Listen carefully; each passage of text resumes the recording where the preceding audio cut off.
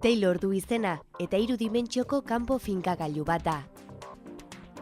Kasu konplexuetan erabiltzen da eta hezurrak luzatu eta moldatzen ditu. Gailuak 2 eraztun ditu, 6 barraz lotuak. Larrua azalaren kanpoaldean jartzen da eta orratz batzuen bidez finkatzen da hezurrean. Gailua sistema informatiko baten bidez kontrolatzen da. Horixe du ezaugarri nagusia. Duela 9 hilabete, Jose Ignacio Martínez Renovales medikuak gailu horrekin Euskal Autonomia Erkidegoan egin den lehen ebakuntza egin zuen. Euskadin lehen nabizikoz egin zen. Eta Juan Carlos García de la Blanca lagun onaren laguntza egin genuen. Gailu hau erabiltzeko kasu egoki bat zelako egin genuen. Haustura bat izan zuen gizon gazte bat zen. Tibia eta belauna oso kaltetuak zituen, eta hezurra desbideratua eta motzagoa zuen.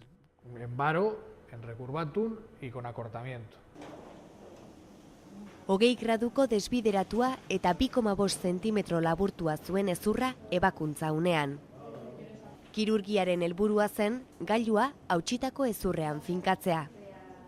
Es muy complicado. Oso konplexua da, bai jartzeko baita jarraipena egiteko ere. Horregatik oso muturreko kasuetan baino ez da egiten. Ebakuntza konplexua izan arren, ebakuntza gelatik irten eta hurrengo egunean, pazienteak hanka lurrean jar dezake. Taylor gailuari esker, hezurra ongi finkatuta egoten da, eta horren bestez gorputzaren pisuak ez dio kalterik egiten. Hauxe da desbideratzea eta laburdura konpontzen hasteko unea.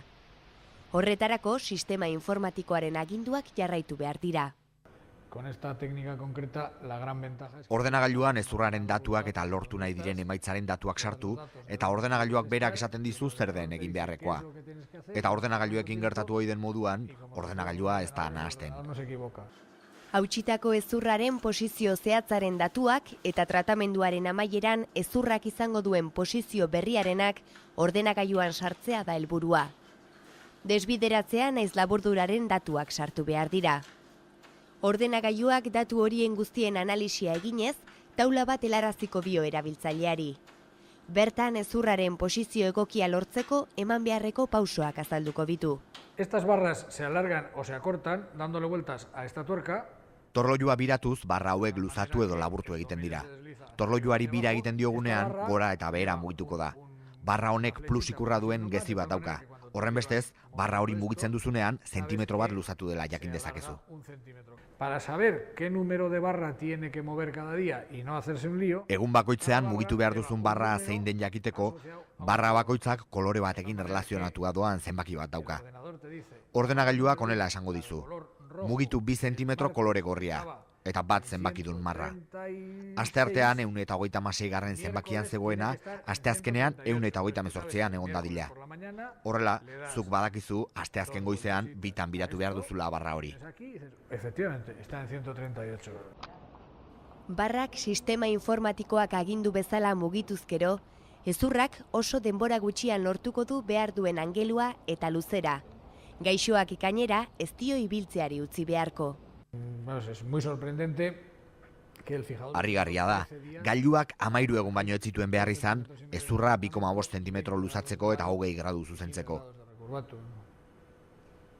13 días. 13 egunean guzti zuzendua zegoen. Ondoren, hezurren arteko hutsunea betetzea baino ez zen gelditzen. Hori arazorik gabe betetzen da, hori da sekretua.